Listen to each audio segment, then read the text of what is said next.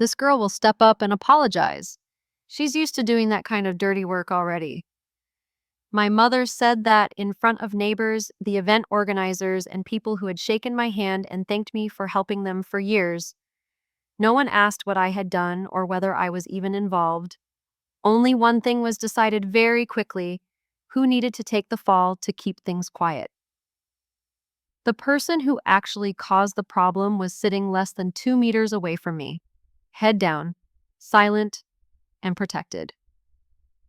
If you've ever lived in a family where saving face matters more than the truth, you might understand why that moment changed me. Before I continue with what happened after that sentence, let me ask you something.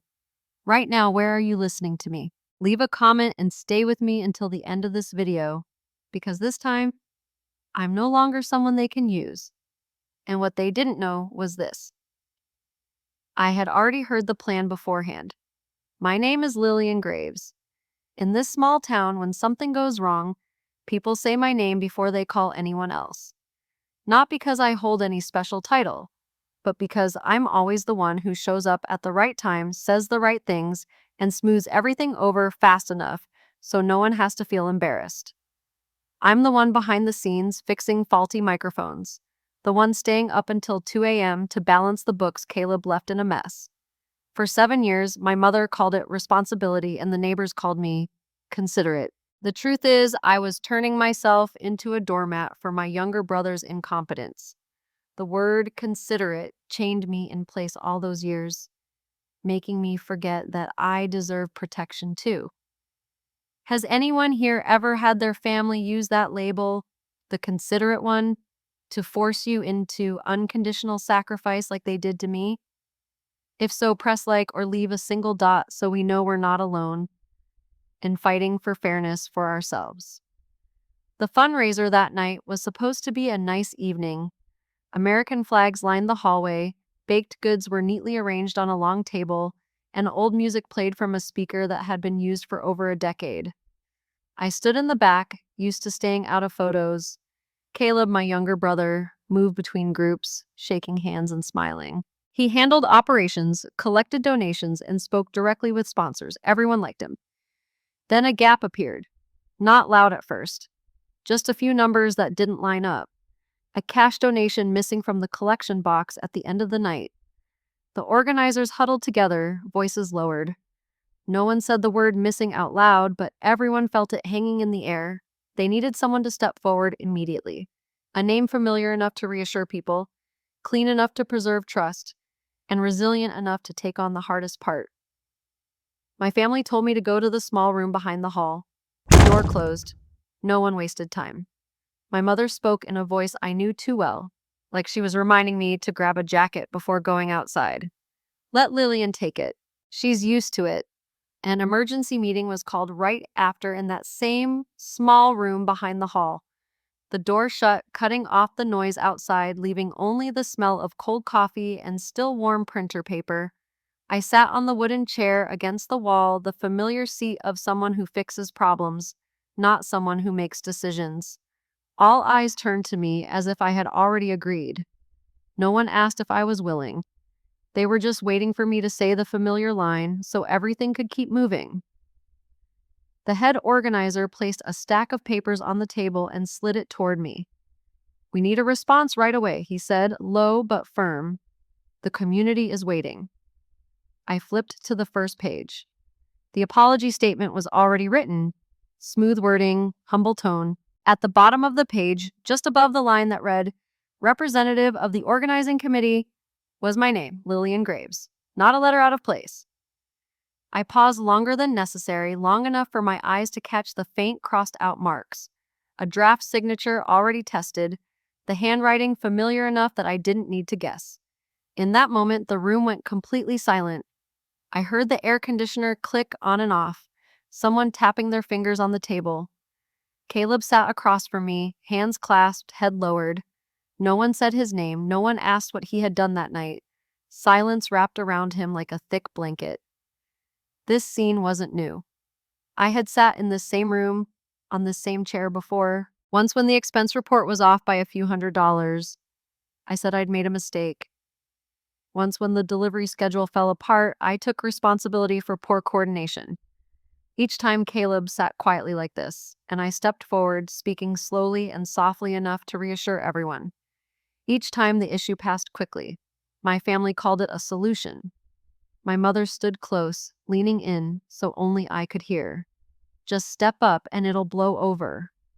Her voice carried no weight, like she was reminding me to button my coat. I looked at the papers, at the words ready to make me apologize to the entire town. Everything had already been decided. This meeting was just the formality of putting my name on it. I set the papers down and slid them back to their original spot. Not forcefully, not dramatically, just enough for everyone to see. I looked around the room once, then stopped at Caleb. He was still looking down.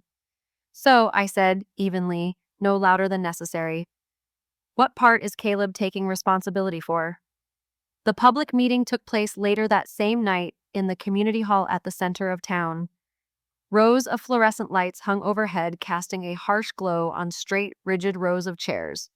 I sat in the second row, close enough to hear every word, far enough that I wouldn't be called up to speak.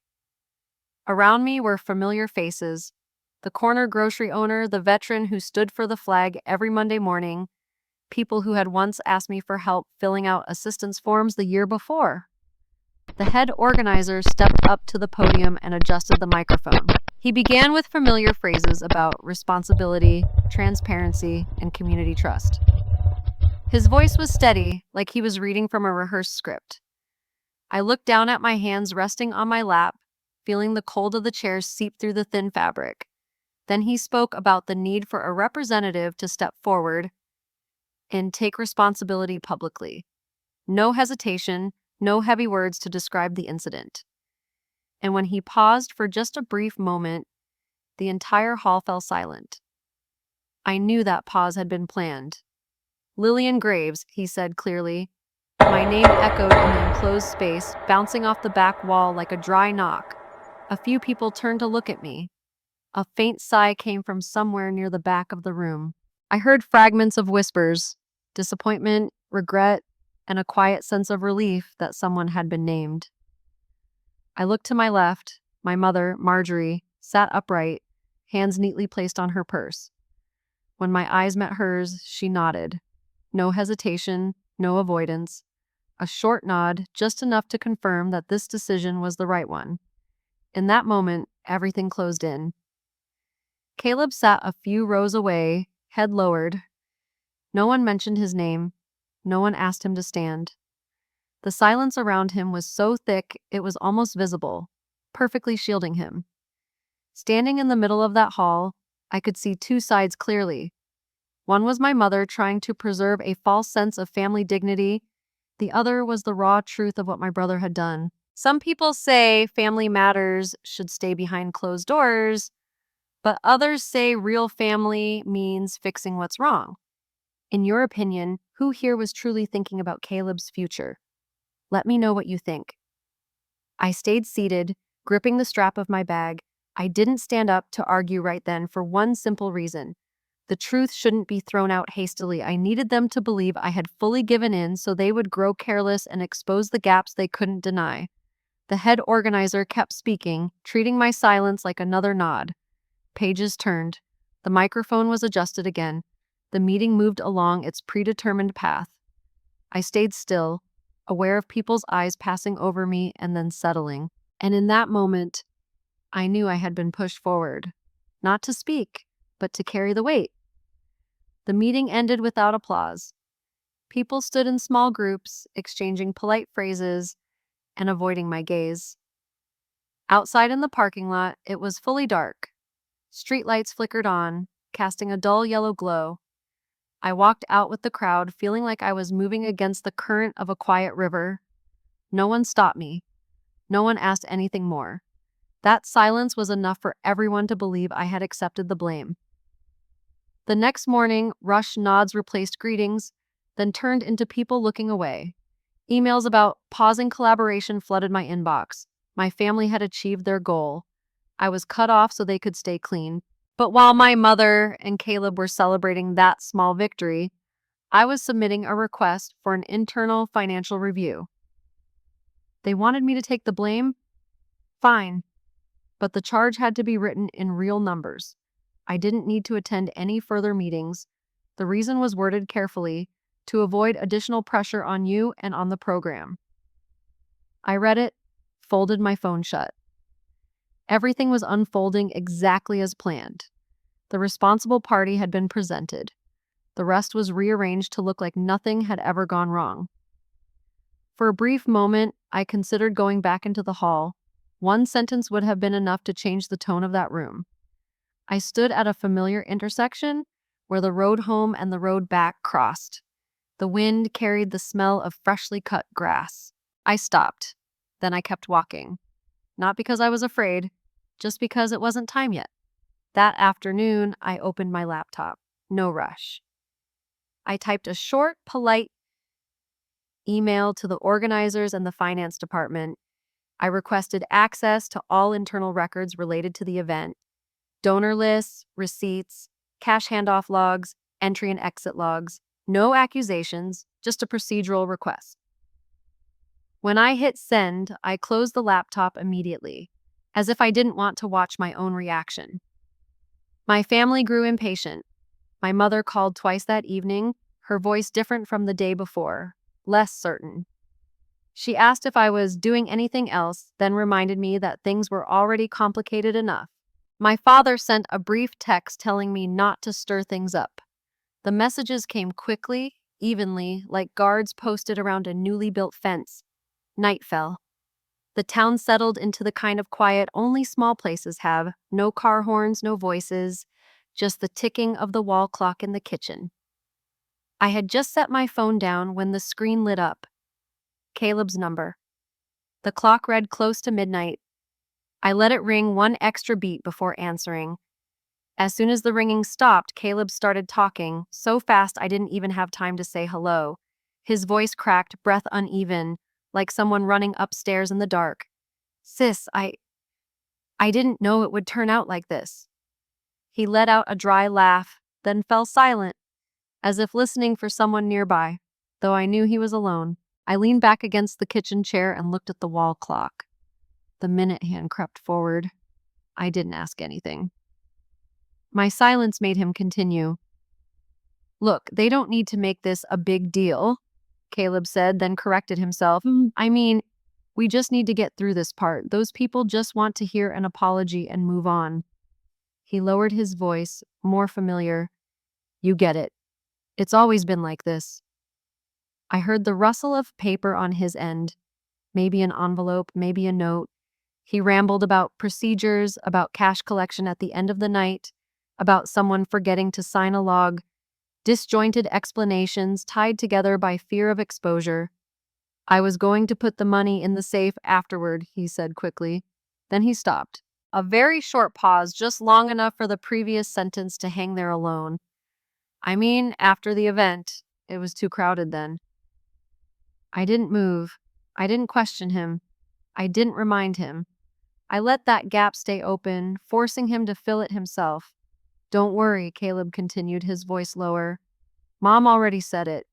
As long as you step up front, people will stop digging. They don't check every receipt. He exhaled sharply. I'll take care of it later. Some confessions don't come from truth, but from a sense of safety.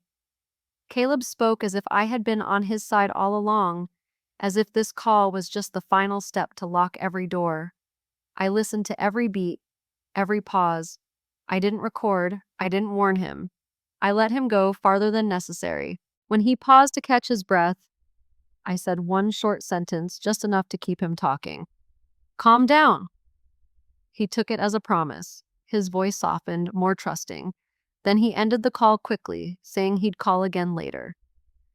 I set the phone on the table. The kitchen was silent. Outside the window, the neighbors' lights were off. In my mind, scattered pieces began lining up. No rush required. I opened my laptop and wrote a brief, polite email to the head organizer. I requested an in-person meeting the next morning. No long explanation, no accusations, just to clarify a few points in the records. After hitting send, I closed the laptop. The clock had passed midnight. I stood up, washed my mug, and turned off the light.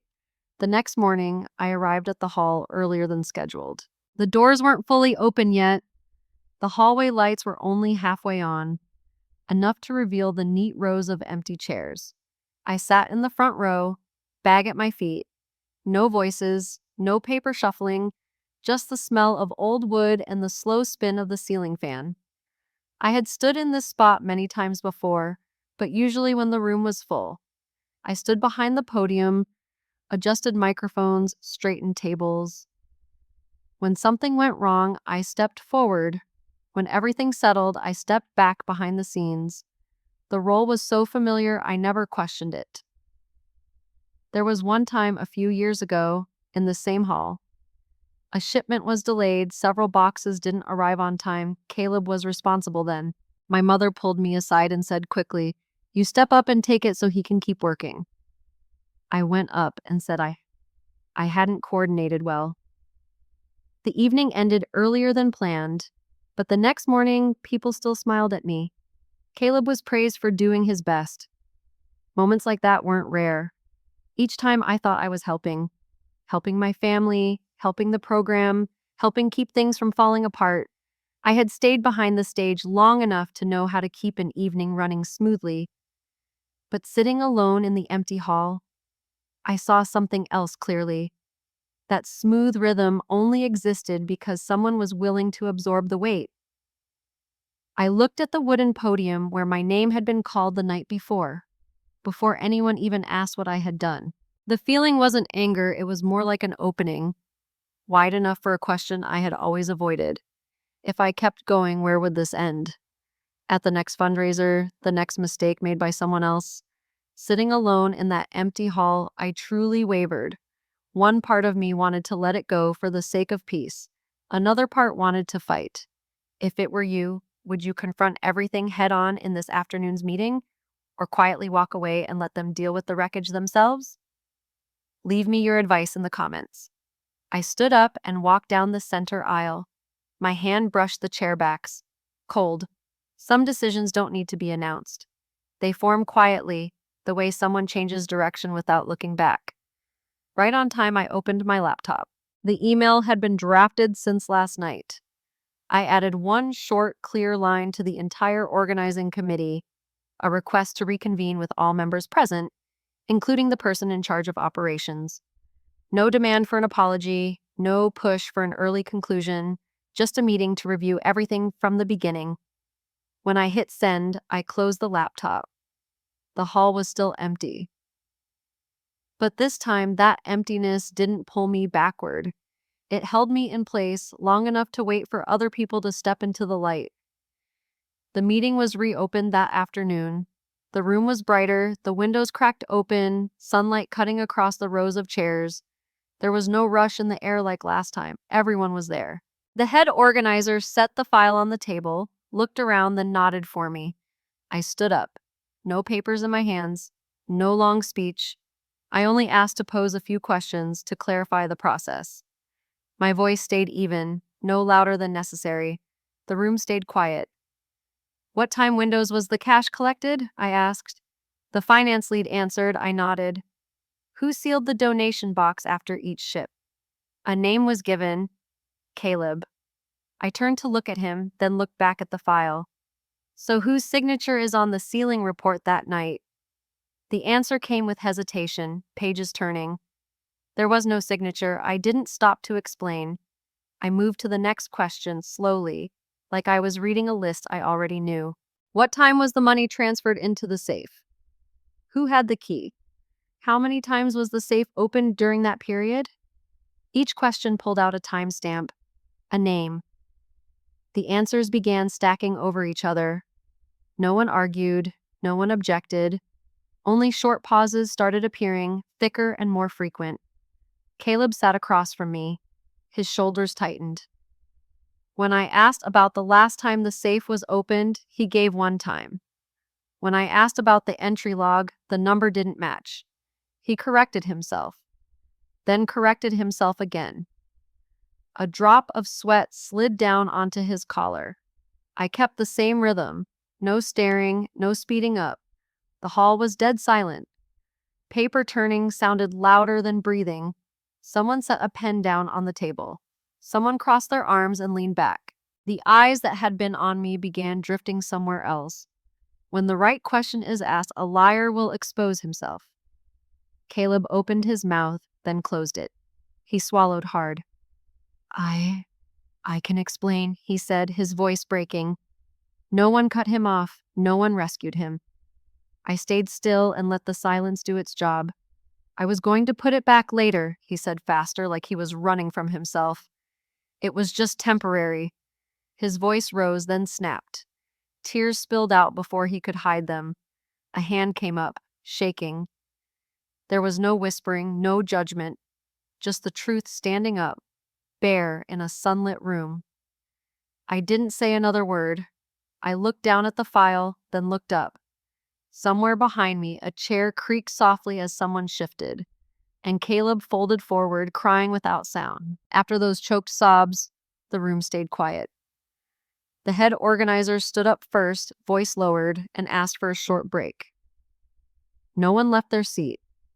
People's gazes moved slowly, like a compass needle flipping poles. The looks that had once been on me, suspicious, disappointed, weren't there anymore. Caleb nodded, trembling. He spoke in short, broken phrases, admitting the parts he had handled, the times he had held it, with the intention of paying it back later. No long excuses, just times, numbers, spoken plainly. After each sentence, the air felt a little heavier. Someone exhaled. Someone looked down and took notes. No one jumped in. Marjorie sat motionless. Her hand rested on the edge of the table, white-knuckled. She didn't look at me. She didn't look at Caleb either. She stared at a blank spot on the wall, like she was trying to keep something from collapsing. I stood where I'd always stood. No stepping forward, no stepping back. I didn't need to say, I was right. The shift had already happened before any words could catch up. When the meeting resumed, the head organizer talked about next steps, an independent review, a report back to the community, process changes. Familiar language, but this time it sounded different. It didn't sit on my shoulders anymore. I raised my hand to speak. Just one sentence. I'm withdrawing from all committee activities effective immediately. A very soft murmur rippled through the room. Not disagreement, surprise. I continued, slow and clear. I was giving back the reputation that had been attached to me for years, giving back the role of cleaning up the aftermath. I was willing to support the handoff, but I would not put my name on anything, and I would not represent anyone. When I finished, I gave a small nod and sat down. What I felt wasn't victory. It was neat and cold, like setting an object down in its proper place. The crowd looked at me differently, not to applaud, but to understand. Someone nodded. Someone pressed their lips together. I wasn't searching for agreement. The meeting ended earlier than expected. Chairs scraped, footsteps scattered. Caleb was taken aside to speak privately with the head organizer. I packed my bag and closed my laptop. When I stood, I caught Marjorie's eyes for the first time that afternoon. She still didn't speak. Out in the hallway, she called after me. Her voice was low and clipped, nothing like her usual tone. Lillian, can you talk to your mother privately for a minute? I stopped. The hallway lights cast down, stretching our shadows long across the floor. I nodded. We stood at the end of the hall where the voices from the meeting room no longer carried. Marjorie folded her arms, her shoulders slightly slumped. She spoke first, fast, like she was afraid I'd change my mind. I didn't think things would go this far. The sentence landed between us, not quite an apology, not quite an excuse, just an attempt to patch something that had already torn. I didn't interrupt. I let her finish. She talked about the family's reputation, about the years I had helped to keep everything smooth. She said Caleb was still young and needed to be protected. She spoke as if it were an old rule, running so long it didn't need to be questioned. I looked at her hands. the hands that had rested on my shoulder every time she needed me to step forward. I spoke slowly, without raising my voice. I'm not arguing about right or wrong. I paused long enough for her to look up.